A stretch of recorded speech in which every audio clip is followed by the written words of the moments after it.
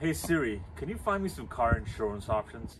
I have found 3 of the lowest quotes for car insurance. What's the cheapest quote? The cheapest quote is £600. Would you like me to go ahead with the purchase? Sure, let's go ahead.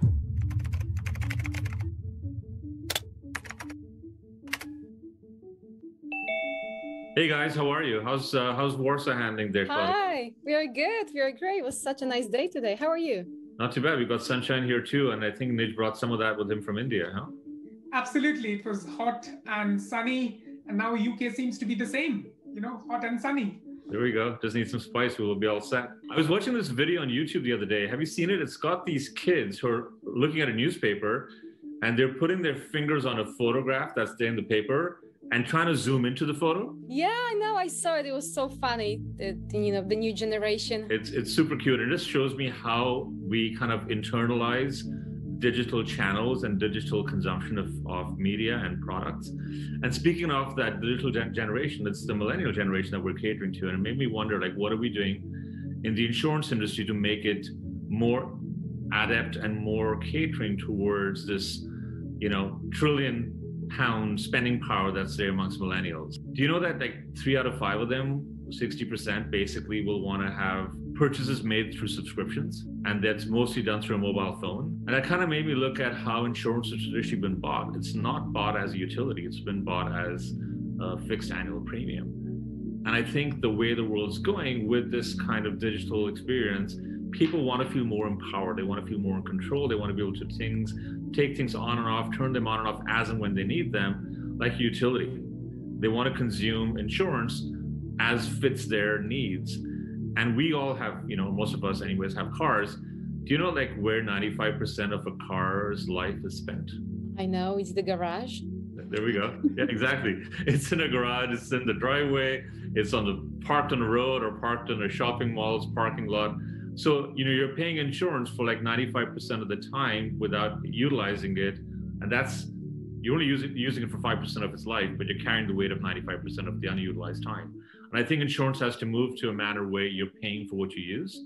That could be pay as you use, that could be pay per mile, that could be, if you're a drone insurance company, you probably pay for a minute, but certainly pay per usage and pay as a subscription, kind of what Netflix does to us. And we're all getting very Netflixed in our consumer consumption. So I think we need to kind of Netflix the insurance industry. What's your view? Yeah, and you know what?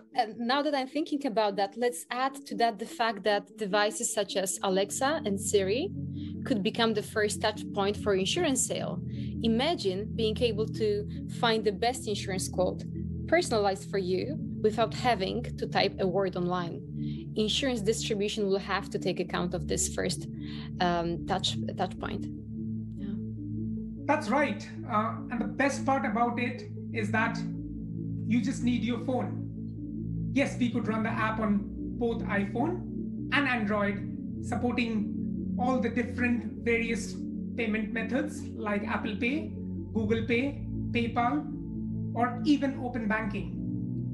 No lengthy setup processes, any unnecessary paperwork, queuing outside the office, or even a commute to get to the location to subscribe, buy, or finance. And just imagine all of this delivered and packaged as a fully white labeled solution.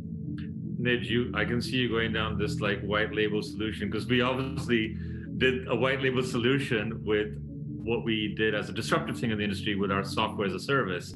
So I think we need to create that magic again and make financing available as a service. And hence, I think we can call this insurance finance as a service. So it's not fixed to a fixed term, fixed sum, but it's subscribable.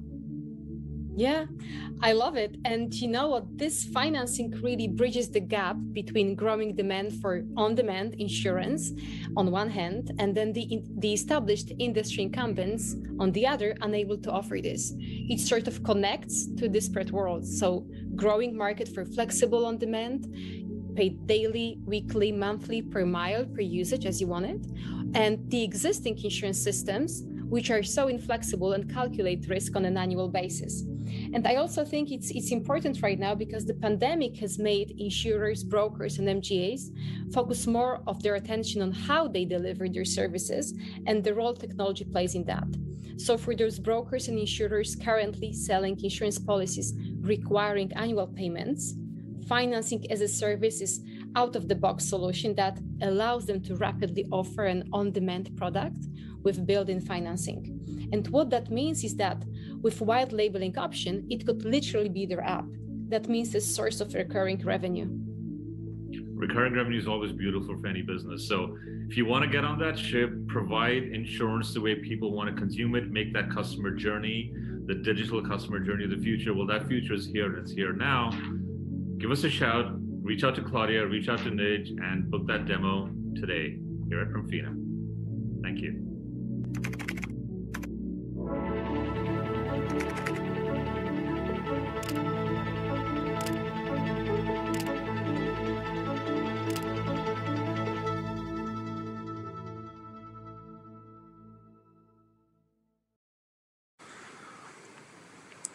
Hello, everyone at BIBA. This is obviously the first ever virtual conference at BIBA, so here we are live and direct to you from our head office in London. I hope you enjoyed that video. I hope you got a good flavor of what insurance finance as a service is. This really is the future of financing. When everything else has gone to a service rendered model, it's about time that finance did the same thing.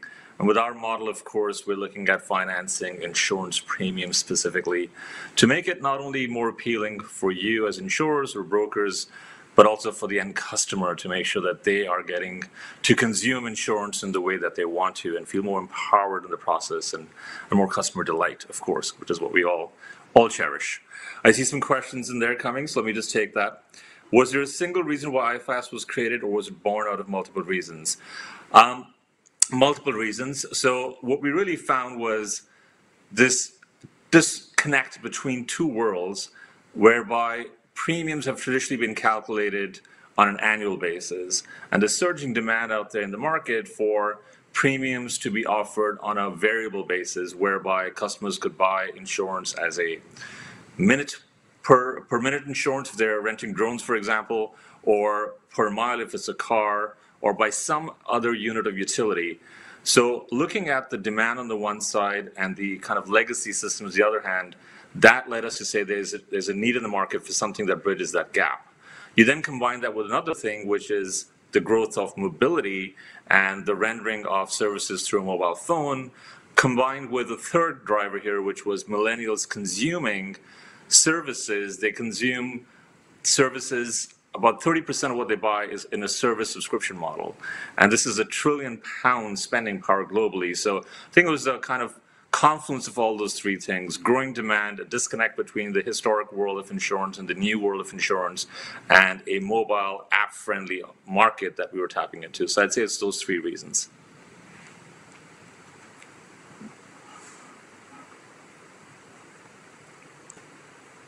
I love this virtual world. You can stare into your screen and pretend you're talking to yourself. Next question is, without the coronavirus pandemic, do you still think you would have created IFAS?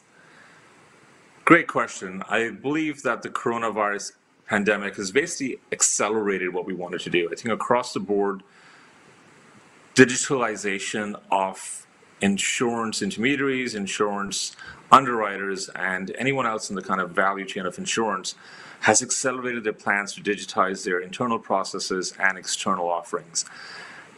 I believe that the pandemic has just made this more acute because, one, people couldn't have face-to-face or hard-touch meetings, so something that was digitally delivered was more socially distant friendly. Two, of course, the economic contraction with the UK economy and other economies shrinking by 10%, a lot of people, of course, faced economic hardship. And when you're facing that, you're looking to manage your spend, whether it's a person or a business. So getting an option from whoever you're buying any product or service from that allows you to manage your cash flow or manages your cash or your paychecks or your furlough payments is very important. And I think the IFAS offering has just become more market relevant at a time when affordability and management of cash and cash flows taken prime position. So I'd say the pandemic has just brought forward what we were planning to do over a 2-year period into perhaps a 1-year period.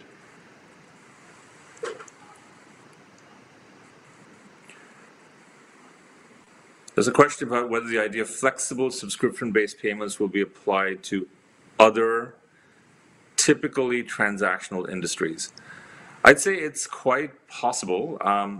Obviously, the flexible payment model we're going for, which is really an on and off solution, it's an app-based rendering, is perhaps borrowed a bit from the consumption of media. We're all used to buying Netflix subscriptions or Spotify channels, and we can kind of turn things on and off on demand. So I'd say more and more countries that have a digital offering, whether it's their product or service that's digital or the rendering of it that's digital, will find appeal in the form of flexible financing options that are both customer empowering and customer endearing. So there's certainly portability of what we're doing, just as I think we've borrowed and ported across from something like Netflix or Spotify, the app-based rendering of a flexible payment model into the insurance industry. See another question there about whether this will be available in the UK and overseas, and can I have this product branded? It's definitely a geographically neutral product. It's an industry relevant product. So I'd say wherever insurance is sold and wherever people have access to the internet and a mobile phone, this product's good to go. Because ultimately we work with underwriters and intermediaries to get this product to the market. We're not selling insurance, we're just enabling the sale of insurance through a very unique, flexible payment option, which is very simple to use and very customer empowering. So as long as there's insurance in a territory and that's being sold by someone, this will have a potential offering. I'd say that, of course, in countries where the populations are perhaps more apt at buying things through a phone, this will have greater appeal. That will include, of course, emerging economies, whether it's in Africa or Asia, because you find that the population there typically leapfrogs the technology curve. And while many people in the UK might be using the phone to call someone and buy insurance, chances are in other parts of the world they don't talk to anybody. They just kind of go online or go on a phone on their app and consume insurance, or at least they like to if it's possible. We certainly make it possible, or other forms of products and services. So I think it's very friendly towards mobile populations that are very tuned into that behavior pattern of consuming via an app or via the web.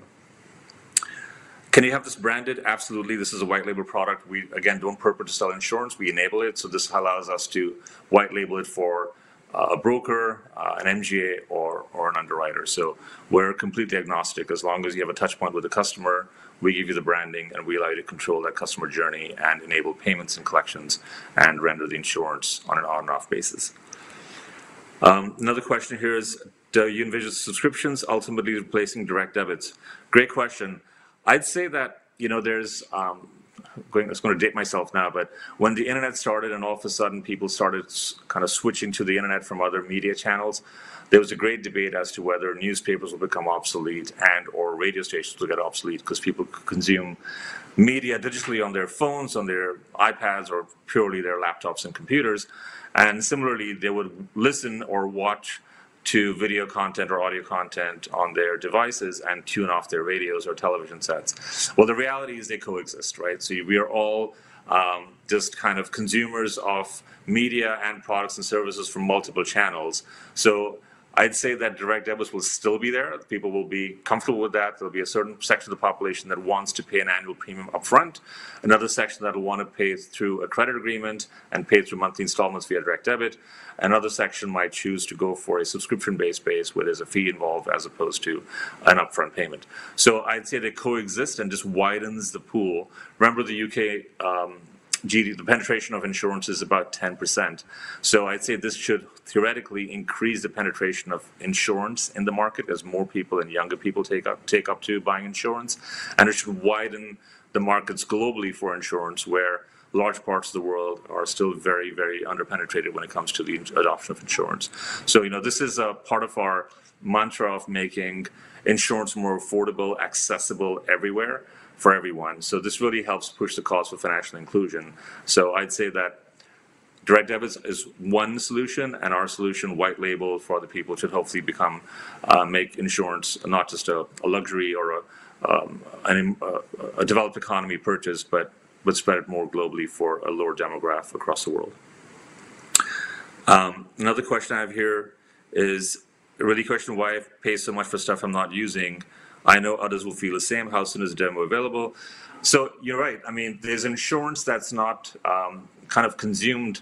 For example, our car insurance is paid for, it's an averaging of the cost based on the potential utility of that vehicle.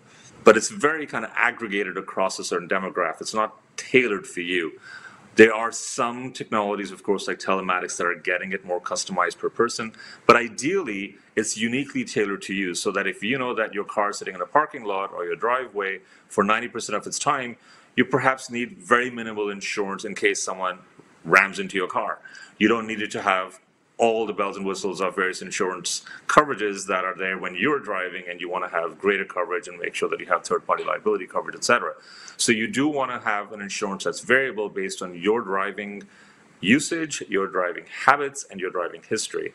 So I believe that this takes it one step further for that variable pricing that's unique to you, that you also are empowered to turn on and off or reduce or increase depending on those three factors.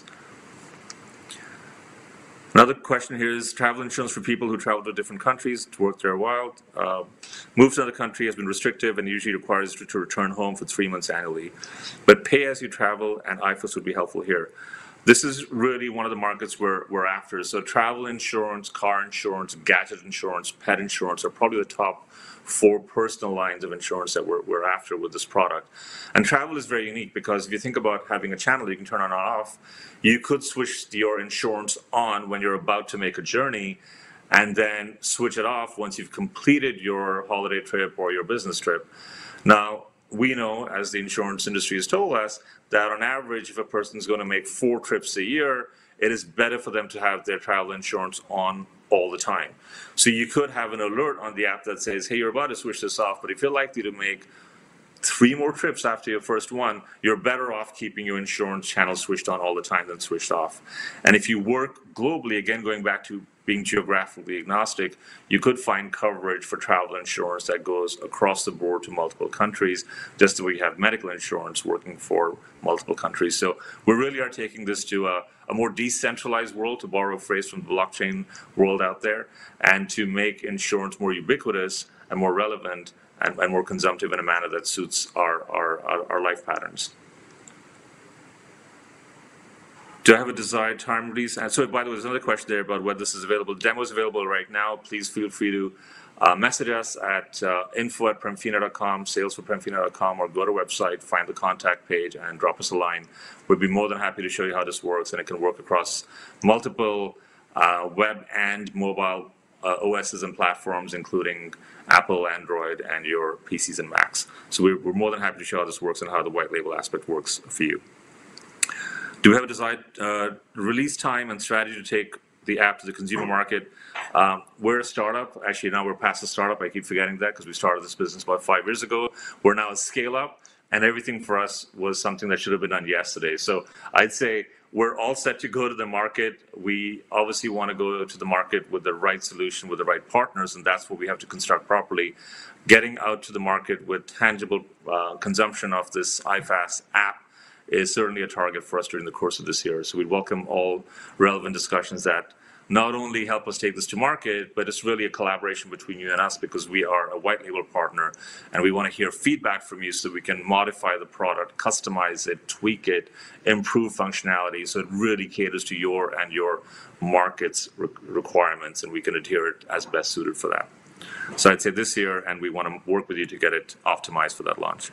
Is it fixed for one insurance or multiple products? No, it's really fixed for multiple products. So as you might have seen in the video, we put various types of insurance policies you can buy, and that's, of course, for personal lines.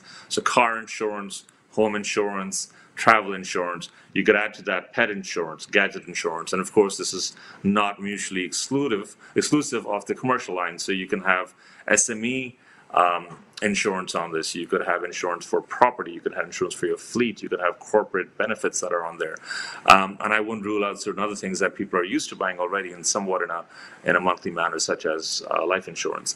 So this is very much catered towards multiple offerings that you can, again, switch on and off add more drivers. If you have car insurance, drop them, add travel insurance or drop it, although you will get that alert that says, hey, you may want to keep it on if you're going to have 4 trips a year or more, and add multiple insurance premiums just the way as you're adding in channels. And of course, if you decide to sell your car or you no longer need home insurance because you sold it, you just click the button and turn it off, and it should be as simple as that.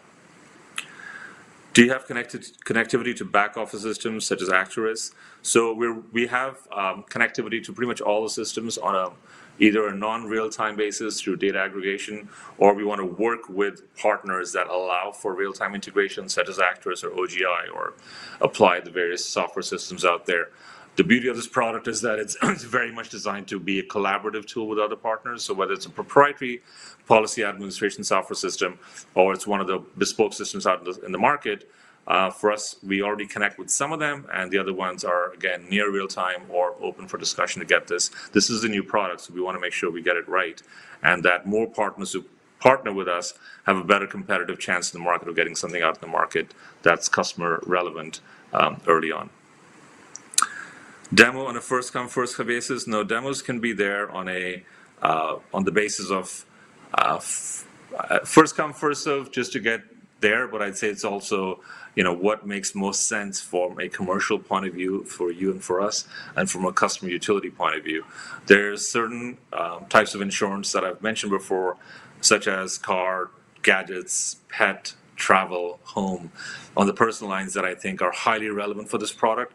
So if you have a line of business that provides insurance to these categories, I'd say that would naturally get prioritized versus something that may be less taken up by customers because it's a bit of a higher a climb when it gets to getting them to adopt a new model of rendering. So it really comes down to what is the market demand, and that drives prioritization, not purely first come first served. It's a commercial decision more than anything else. How much purchasing power do you think the Netflix generation seriously has? It's a great question. It's I'd say it's the millennial population, but when we started looking at millennial population data about 5 years ago, there was obviously a lot of stress and research on the trends that millennials had towards going digital, not needing a bank account, feeling very comfortable buying things online and on their phones, and also not necessarily sticking to an offline loyalty. They didn't have to see a bank branch to put their money in there. Half of them borrowed money from things that weren't even banks. They were just lending aggregators or lending platforms. Now, that model of behavior has kind of been exported outside the millennial generation to people who are pre-millennial like myself or post-millennial to the next generation Y. So I'd say that spending power of the millennials, while it's about £1 trillion worldwide, it's really a bit of a false positive, because the actual market that's now addressable has gone beyond that to a wider demographic that's just adopted the same kind of consumer spending patterns and models for consuming products and services. So I'd say the market's well beyond that, but certainly it helps us focus on a specific demographic that has a natural appetite for consuming this. There's another question here about this is one direct debit opposed to multiple agreements, as they can cause so many to the clients. So correct. You would basically be having one payment that you make for that subscription. Let's say it's on a monthly basis. If you then buy halfway through the month an additional premium for an additional product, it will simply readjust your payment that's due at the end of that month, which takes into account 1 month of your previous premium that you bought as a channel and half a month of a new agreement. So you don't have to go and sign on to different payment timelines. You're effectively just adding it to your current bundle. It's no different from if you had a Sky or a Netflix subscription and you decided to add some package or remove some package. It would adjust for that monthly billing event, so you don't have to worry about having variable and various billing events for different products you're consuming. It's basically bundled, calculated for you, and then rendered on your monthly subscription. So whether you decide to add new premiums, add new people, such as drivers to existing policy, or remove them, it should automatically calculate that and make it a monthly collection of that payment based on what you're consuming for that specific period of time. That really is the beauty of this product. So what's next after iFast is another question. I'd say that stay tuned. We started off in this market with a software as a service. offering, in addition to premium financing, that was well differentiated from everybody else, and has allowed today 10% of the top 50 brokers to become premium finance companies in their own right. They can manage their own loan book. They take the credit risk, but they also get the returns for taking that credit risk by deploying their own funds. Our software as a service serves as a loan administration system and all effects to basically allow for premium finance agreements to be issued and collected. iFast is the next iteration of innovation on our part, where we're taking a digital product and taking it to a mobile-friendly audience, so it's rendered via the app and allows them to consume insurance as a subscription. So it's no longer with a tedious process of signing up to a financing. It's built in there, so you can just start buying insurance without even knowing that the financing is packaged in there. You just kind of buy insurance and click on it and click it off, as we've been talking about for the past half hour. So what's next? I'd say we're always innovative. We're always looking at things to make the customer journey better, to make the back office more efficient, and to simplify the overall process. Could that involve more of artificial intelligence? You bet. Could that involve more of machine learning and data mining? You bet. Do you think blockchain will have relevance in the insurance industry? I've talked about this and written about this for the past couple of years, and you can bet that we're working on something that'll take this to market as well over the next 2 to 3 years. So we're always looking at ways for making the industry more efficient, for getting more money in the pocket of all the value chain players, and of course, ultimately make sure we're always benefiting the customers with a better proposition and a more delightful experience.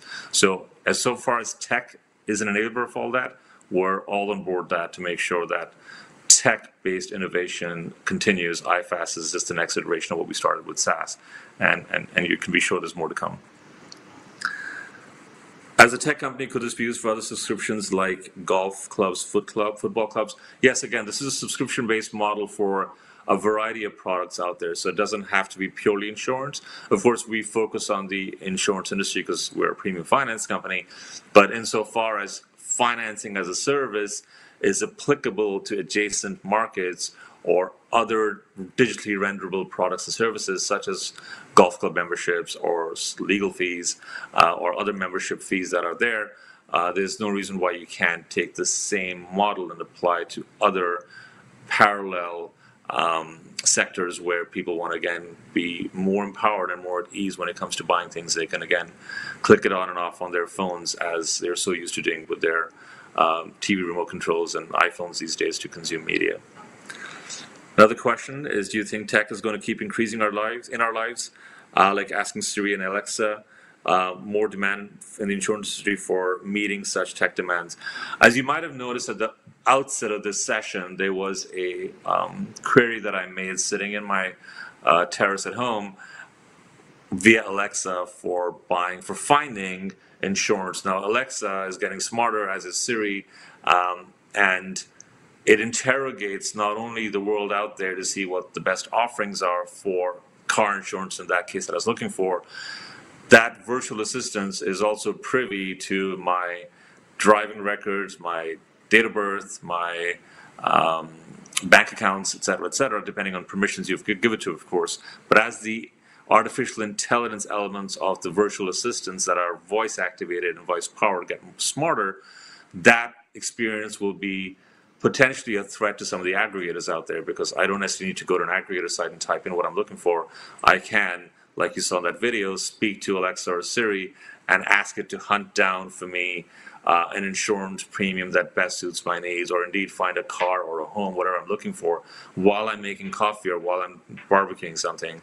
I don't need to be spending time typing and looking for it. It could be purely voice generated, voice activated, with a smart AI that's got my data and can match to the products out there that are likely to meet this demand. So I think the customer ease is going to be there. There's going to be different consuming patterns. So you'll have voice activation, you'll have app rendering, and you'll also find ways of meshing this insurance on demand service through machine learning, whereby any device that has an IP, an internet protocol number attached to it, could theoretically buy insurance without even human intervention. So if I really fast forward here and look in the future, autonomous vehicles might be buying insurance themselves with no human intervention, based purely on the data they're gathering of where they're going, their driving history, their accident or lack thereof history, and throwing it out to the web, finding insurance policies that best meet them, and it's consumed, again, automatically via click. Same would apply for us, for example, for health, because we can see how our health patterns affect our insurance premiums. So the healthier we live, the better our vitality stats on our smartwatches or devices here, the better we'll get insurance, the better price we'll get it, and the more tailored for us we'll get. So this is the beginning of a long curve headed our way. I think time's up. Thanks very much for joining us. You know where to find us, PremFina.com. Don't be shy. We're here to serve you. Thank you. Bye-bye.